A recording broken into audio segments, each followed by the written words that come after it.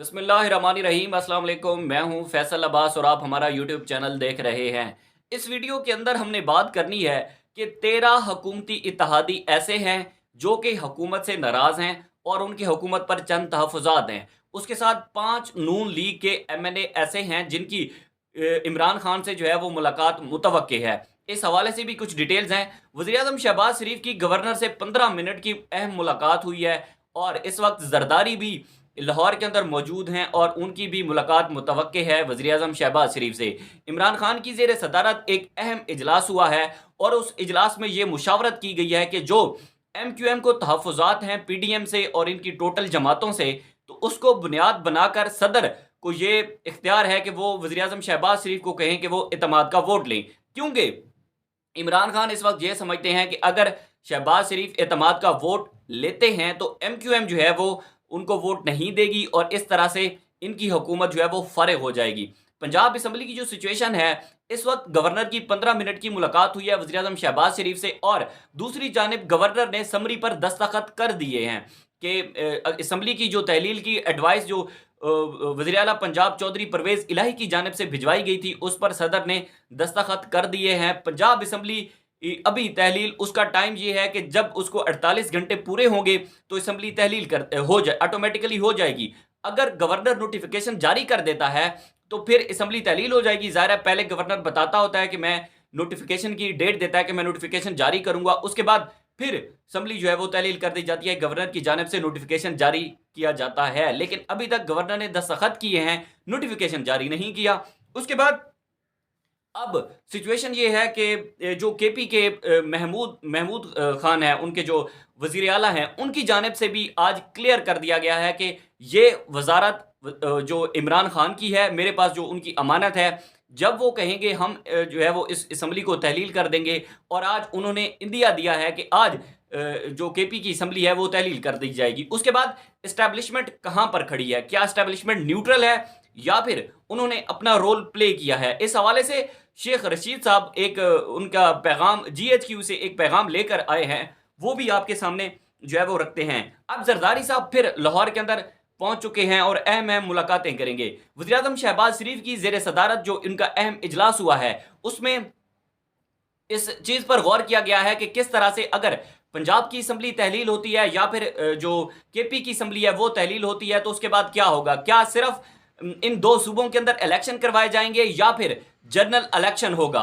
तो फिर अब वज़ीर-ए-आज़म शहबाज शरीफ और उनकी जितनी भी काबीना है वो ये चाहती है कि अगर पंजाब असम्बली तहलील कर दी जाती है और केपी असम्बली तहलील कर दी जाती है, दोनों असम्बलियां जब तहलील हो जाएंगी तो फिर इन दो सूबों के अंदर इलेक्शन होंगे। लेकिन मसला यहां पर यह है कि फाइनेंशियली तौर पर हम इस बात के काबिल नहीं है, हम इस बात को डिजर्व नहीं करते कि पहले दो असम्बलियों के अंदर इलेक्शन हो, फिर उसके बाद जनरल इलेक्शन की डेट आ गया, फिर उसके बाद जनरल इलेक्शन हो। तो पाकिस्तान इस वक्त डिफॉल्ट के दहाने पर है।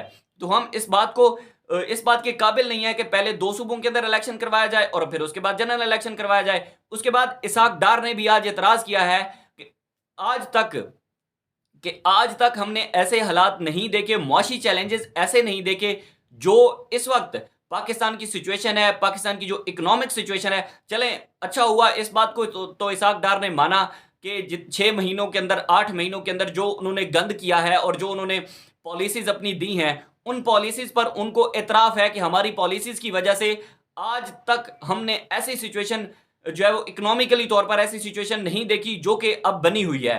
उसके बाद अब क्या होगा। नवाज शरीफ साहब जाहिर है जब उनको पंजाब के अंदर एक शिकस्त हुई तो राना सनाउल्लाह और नवाज शरीफ ने 3-4 मरतबा टेलीफोनिक राब्ता किया।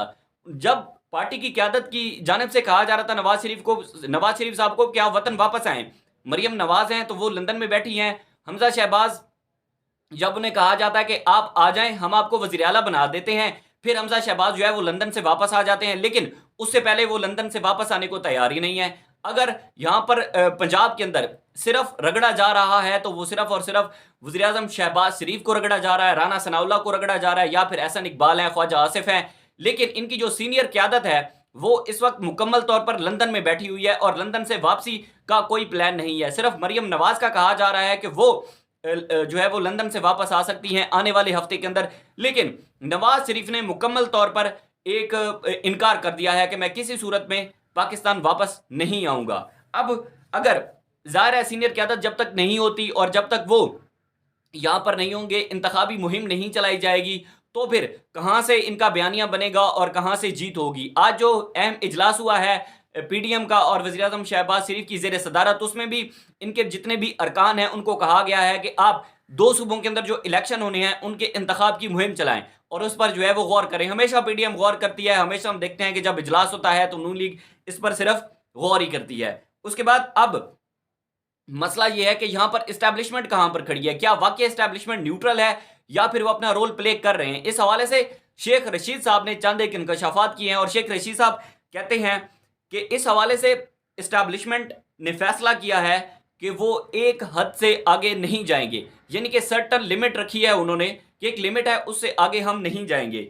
यानी कि जो लोग इमरान खान को सपोर्ट कर रहे थे और सपोर्ट करने का कह रहे थे कि उन्हें सपोर्ट हासिल हुई है, वो लोग जिनको आप हरीफ समझ रहे हैं वो असल में हलीफ हैं। मुल्क एक दिन ही इलेक्शन का सोच रहा है और इस्टेब्लिशमेंट ने फैसला किया है कि एक लिमिट है और इस लिमिट से आगे इस्टेब्लिशमेंट जो है वो नहीं जाएगी।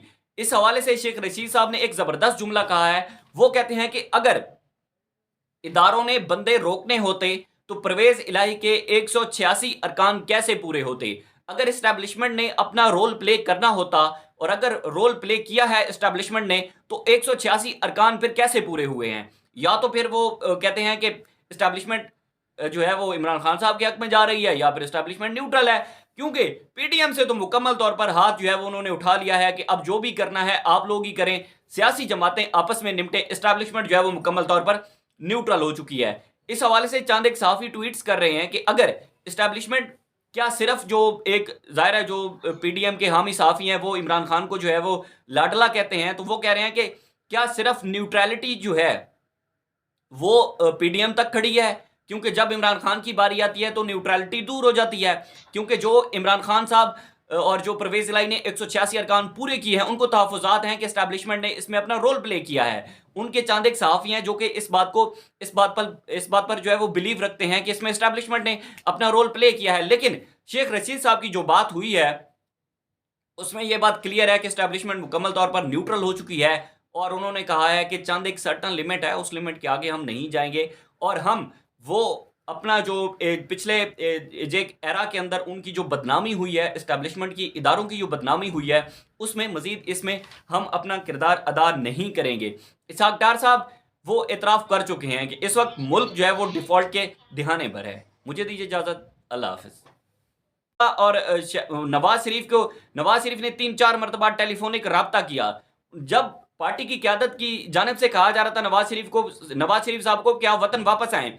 मरियम नवाज हैं तो वो लंदन में बैठी हैं। हमजा शहबाज, जब उन्हें कहा जाता है कि आप आ जाएं, हम आपको वज़ीर आला बना देते हैं, फिर हमजा शहबाज जो है वो लंदन से वापस आ जाते हैं, लेकिन उससे पहले वो लंदन से वापस आने को तैयार ही नहीं है।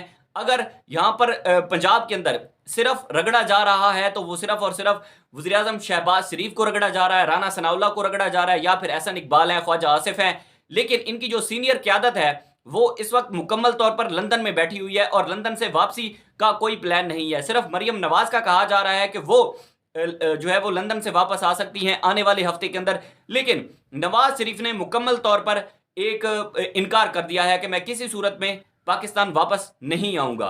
अब अगर ज़ाहिर है सीनियर क़यादत जब तक नहीं होती और जब तक वो यहाँ पर नहीं होंगे, इंतखाबी मुहिम नहीं चलाई जाएगी, तो फिर कहाँ से इनका बयानिया बनेगा और कहाँ से जीत होगी। आज जो अहम इजलास हुआ है पीडीएम का और वज़ीर-ए-आज़म शहबाज शरीफ की ज़ेर सदारत, उसमें भी इनके जितने भी अरकान हैं उनको कहा गया है कि आप 2 सूबों के अंदर जो इलेक्शन होने हैं उनके इंतखाब की मुहिम चलाएं और उस पर जो है वो गौर करें। हमेशा पीडीएम गौर करती है, हमेशा हम देखते हैं कि जब इजलास होता है तो नून लीग इस पर सिर्फ गौर ही करती है।